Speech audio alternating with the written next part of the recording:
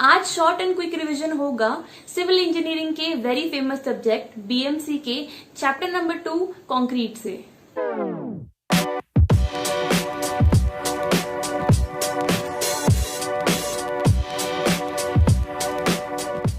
Hi guys, मलका वशिष्ठ आप सभी का स्वागत करती हूँ। प्रीवियस वीडियो सीमेंट पर था जिसमें मैंने काफी इंपॉर्टेंट टर्म्स बताई है, तो इस वीडियो को कंटिन्यू करने से पहले आप ये वीडियो जरूर देख ले। इसका लिंक आपको ऊपर आई बटन पर मिल जाएगा। दोस्तों, इन वीडियो से आपको इम्पोर्टेंट टॉपिक्स क्या है, एएन जेईएन में कैसे सवाल आते हैं एंड शॉर्ट नोट्स कैसे बनाते हैं, ये सब भी मालूम हो जाएगा। एंड दोस्तों, इस बार आपको ये वीडियो अपने सिविल के दोस्तों के साथ भी जरूर शेयर करना है। मैंने टारगेट रखा है 6000 व्यूज का एंड 500 लाइक्स का। तो जैसे ही टारगेट कंप्लीट होगा आपके लिए next revision video BMC part 3 upload कर दी जाएगी। दोस्तों, ऐसा इसलिए क्योंकि number of views, likes, comments and subscribers देखकर मुझे मोटिवेशन मिलता है कि मैं आपको जल्द से जल्द और यूजफुल वीडियोस प्रोवाइड करूं। So don't forget to like, share, comment and subscribe. Now let's start. चलिए दोस्तों, शुरू करते हैं बीएमसी के चैप्टर नंबर 2 कंक्रीट से। इसमें जिन इम्पॉर्टेंट टॉपिक्स का मैं रिवीजन कराऊंगी वो है पहला कंक्रीट का इंट्रोडक्शन, देन सेकंड कंक्रीट के डिफेक्ट्स, देन थर्ड कंक्रीट कैसे मैन्युफैक्चर किया जाता है, देन फोर्थ कंक्रीट की strength and factors affecting to it, then fifth is concrete workability and factors affecting to it, sixth is measurement of workability, then seventh is concrete durability and factors affecting, eighth one very important admixtures का role, then first one is concrete का introduction। concrete जिन raw material से बनता है वो है lime या cement, then coarse aggregate जिसे मैं CA से represent करूंगी, then fine aggregates FA से represent करूंगी, then water and sometimes admixtures also। इसमें लाइम या सीमेंट का रोल होता है बाइंडिंग का and coarse aggregate and fine aggregate का रोल होता है बेसिकली बॉडी फॉर्म करने का और स्ट्रेंथ प्रोवाइड करने का एंड वाटर बेसिकली वर्केबिलिटी और हाइड्रेशन के काम में आता है। दोस्तों, मैंने वर्केबिलिटी और हाइड्रेशन की डेफिनेशन पिछले वीडियो में समझाई है। Now moving on to grades of concrete. Concrete की ग्रेड्स डिनोट की जाती है M5, M10, मतलब M एंड उसके पास एक नंबर से। M का मतलब होता है मिक्स। अब दोस्तों ध्यान से सुनना, यहाँ से सवाल बहुत बार पूछते हैं मिक्स प्रोपोर्शन से, जिसमें बताना होता है cement is to fine aggregate is to coarse aggregate का रेशियो क्या लेते हैं। M5 ग्रेड के लिए रेशियो होता है 1:5:10 का, M10 के लिए 1:3:6 का, M15 के लिए 1:2:4 का, M20 के लिए 1:1.5:3 का, M25 के लिए 1:1:2 का। दोस्तों, इसको याद करने का तरीका बहुत इजी है। M10 पकड़ लो आप, 1:3:6 होता है। इनका summation 1 + 3 + 6 is basically 10 which is M10। आप देखो फाइन एग्रीगेट की वैल्यू ही चेंज हो रही है। जो कोर्स एग्रीगेट है वो तो फाइन एग्रीगेट का डबल है। M5 याद करना बहुत ईजी है। फाइन एग्रीगेट होगा 5 and coarse aggregate accordingly double which is 10। दोस्तों, आप M20 को देखो, उसका थोड़ा अजीब सा है, तो M20 वियर्ड को आप याद रखना विच इज 1:1.5 जिसका डबल है 3 एंड सिमिलरली बाकी भी। दोस्तों, मिक्स प्रोपोर्शन के बारे में डायरेक्टली ऑब्जेक्टिव में पूछते हैं एएन या जेईएन एग्जाम्स के अंदर, तो आप मेरी रिवीजन वीडियोस को कुछ दिनों का गैप देकर 3 से 4 बार देखें ताकि आपको वैल्यूज याद हो जाए। Now moving on to fineness modulus, जिसमें फाइननेस मॉडुलस ऑफ सैंड से काफी सवाल पूछते हैं। फाइन सैंड का फाइननेस मॉडुलस होता है 2.2 से 2.6 के बीच। मीडियम सैंड के लिए आप +0.3 और कर दो, 2.6 से 2.9 एंड कोर्स सैंड के लिए +0.3 और कर दो, 2.9 से 3.2। अब हम बात करेंगे कंक्रीट में होने वाले डिफेक्ट्स की।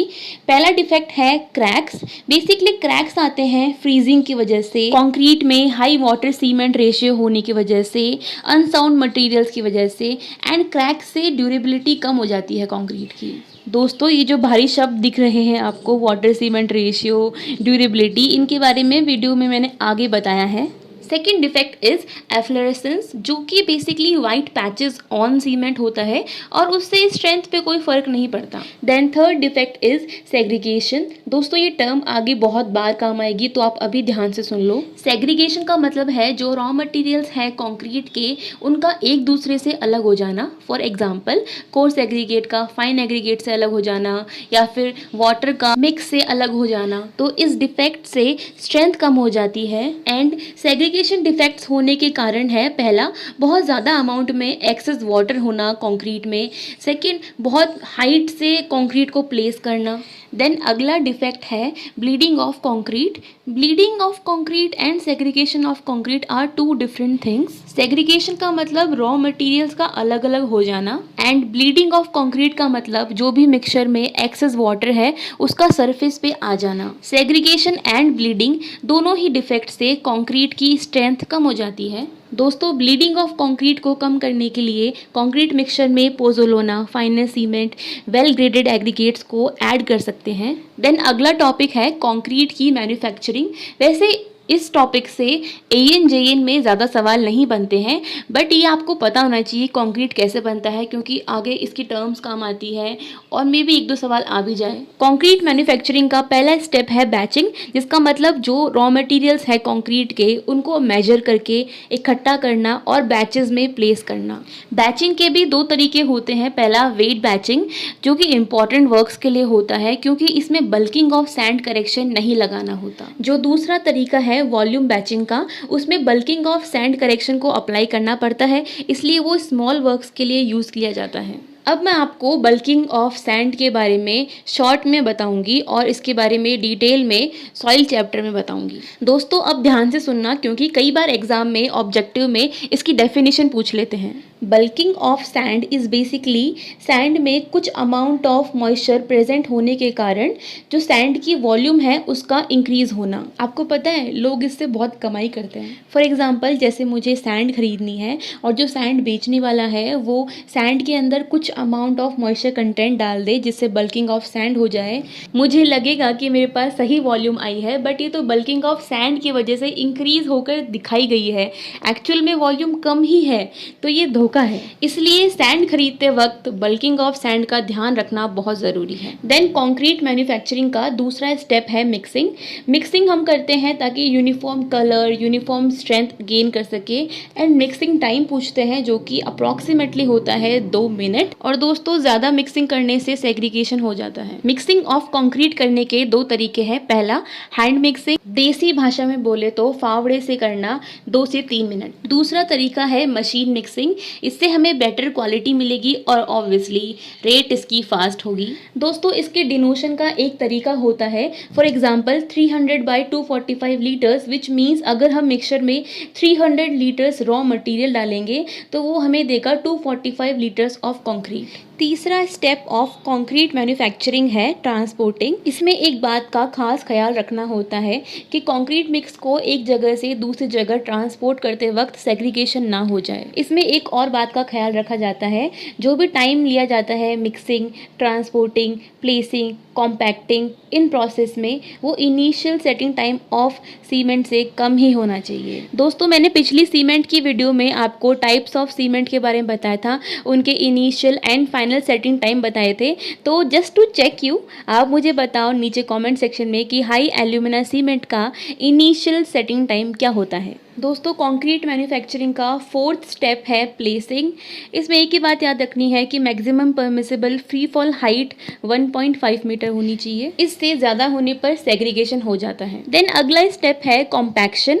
दोस्तों कॉम्पैक्शन के बारे में मैं डिटेल में आपको सॉइल में बताऊंगी। कॉम्पैक्शन का मतलब है एंट्रैप्ड एयर को रिमूव करना। कॉम्पैक्शन करने से डेंसिटी इंक्रीज होती है, स्ट्रेंथ इंक्रीज होती है, ड्यूरेबिलिटी इंक्रीज होती है। कॉम्पैक्शन ना करने का नुकसान भारी है।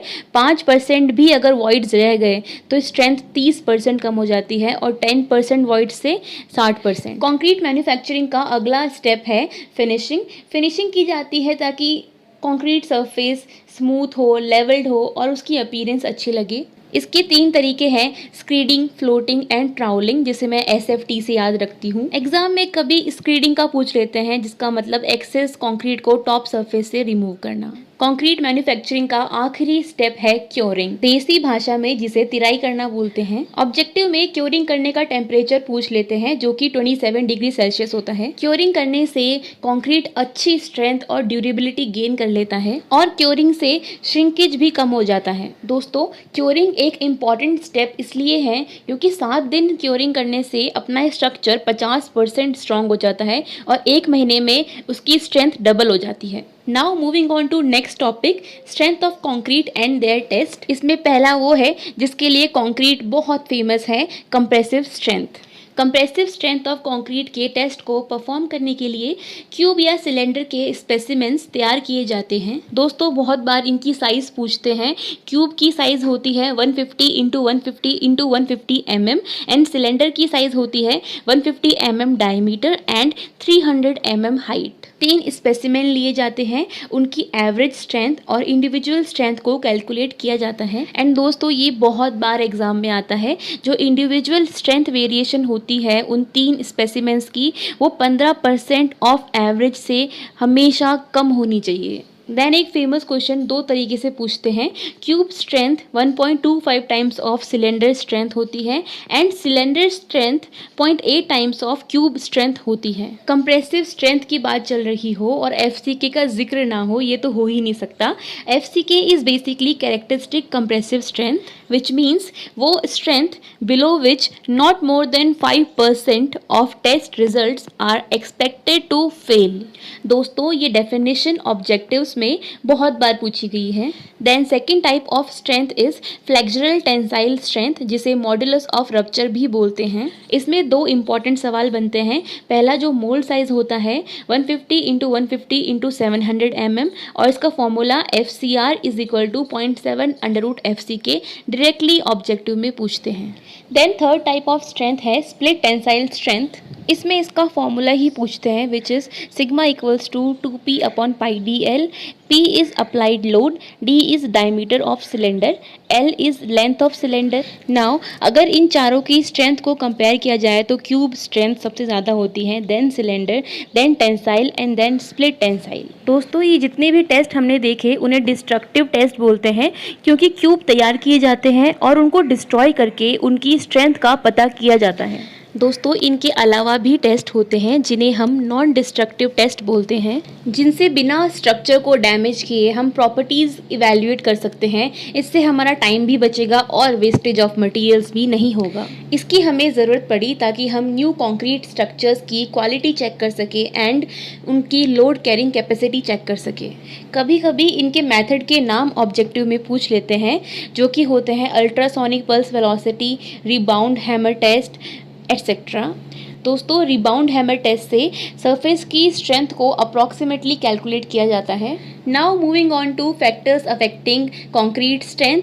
पहला है बहुत ही famous, very frequently asked, water cement ratio, which is basically mass of free water upon mass of cement mix. Now water cement ratio कैसे अफेक्ट करता है कंक्रीट की स्ट्रेंथ को, ये अब्राम लॉ से अच्छे से एक्सप्लेन किया गया है, which says water cement ratio is proportional to 1 upon strength। इसका मतलब अगर वाटर सीमेंट रेशियो बढ़ाया जाएगा तो स्ट्रेंथ कम हो जाएगी। और सही बात भी है, वाटर सीमेंट बढ़ाना मतलब वाटर कंटेंट बढ़ाना, और अगर कंक्रीट में वाटर ज़्यादा हो गया तो वर्केबिलिटी तो अच्छी हो जाएगी पर स्ट्रेंथ तो कम हो ही जाएगी ना। तो कंक्रीट में अगर water cement ratio right amount में है तो कंक्रीट का अच्छा कॉम्पैक्शन होगा और स्ट्रेंथ मिलेगी। अगर ज़्यादा अमाउंट में है तो सेग्रीगेशन हो जाएगा। Now moving on to second factor which affect strength of concrete is air voids. बताया था मैंने आपको, एयर वॉइड्स इंक्रीज होने से स्ट्रेंथ कम हो जाती है, अभी जस्ट पीछे बताया।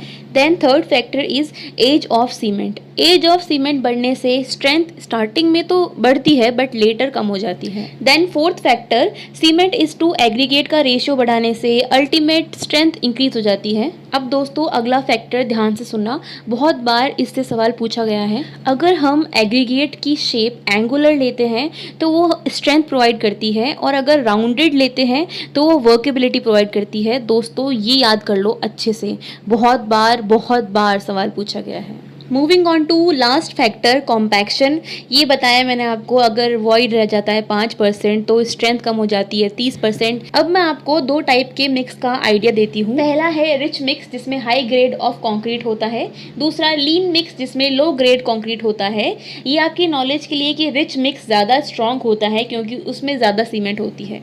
Now moving on to very important topic workability of concrete, which means ease with which concrete can be transported, placed and compacted without bleeding and segregation. अगला topic है factors affecting workability of concrete. पहला point है water content. Water content increase करने से workability तो increase होती है but strength कम हो जाती है। Then second point, cement content increase करने से ऑब्वियसली वर्केबिलिटी कम ही होगी। Third point, aggregate size increase करने से वर्केबिलिटी भी इंक्रीज हो जाती है। फोर्थ पॉइंट, अगर एग्रीगेट स्मूथ है, राउंड है, क्यूबिकल शेप का है तो वर्केबिलिटी इंक्रीज होगी as compare to those aggregates जिनका टेक्सचर है रफ एंड शेप है flaky. Then fifth point, well graded concrete ज़्यादा वर्केबल होते हैं। अब मैं बताती हूँ वेल ग्रेडेड कॉन्क्रीट और पुअरली ग्रेडेड कॉन्क्रीट क्या होते हैं। जैसा कि आप डायग्राम में देख पा रहे हैं, वेल ग्रेडेड कॉन्क्रीट में सभी साइज के एग्रीगेट प्रेजेंट होते हैं एंड पुअरली ग्रेडेड कॉन्क्रीट में किसी भी एक साइज का एग्रीगेट प्रेजेंट होता है। एंड दोस्तों, वेल ग्रेडेड एग्रीगेट यूज करने से सेग्रीगेशन को अवॉइड किया जा सकता है। नाउ पांचवा फैक्टर जो वर्केबिलिटी को अफेक्ट करता है वो है एडमिक्सचर्स। दोस्तों, वीडियो में आगे मैंने एडमिक्सचर्स के बारे में डिटेल में बताया है, इनका खुफिया राज बताया है, तो वीडियो को आप एंड तक देखना। अभी फिलहाल आप ये जान लो कि एडमिक्सचर्स को इंक्रीज करने से वर्केबिलिटी इंक्रीज होती है। देन अगला टॉपिक है मेजरमेंट ऑफ वर्केबिलिटी। 4 तरीके से मेजर करते हैं। पहला टेस्ट होता है slump test.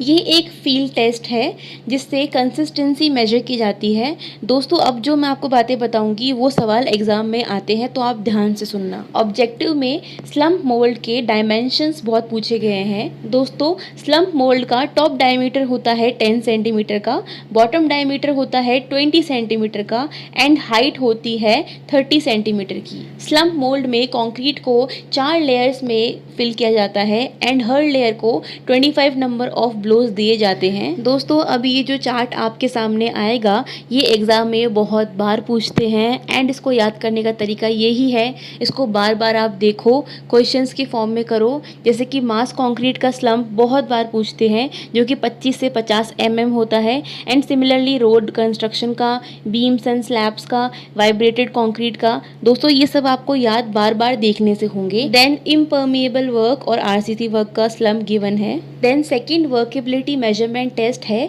Compacting factor test. Basically ये डिग्री ऑफ वर्केबिलिटी को मेजर करता है और उन कंक्रीट मिक्स के लिए होता है जिनकी वर्केबिलिटी लो या मीडियम होती है।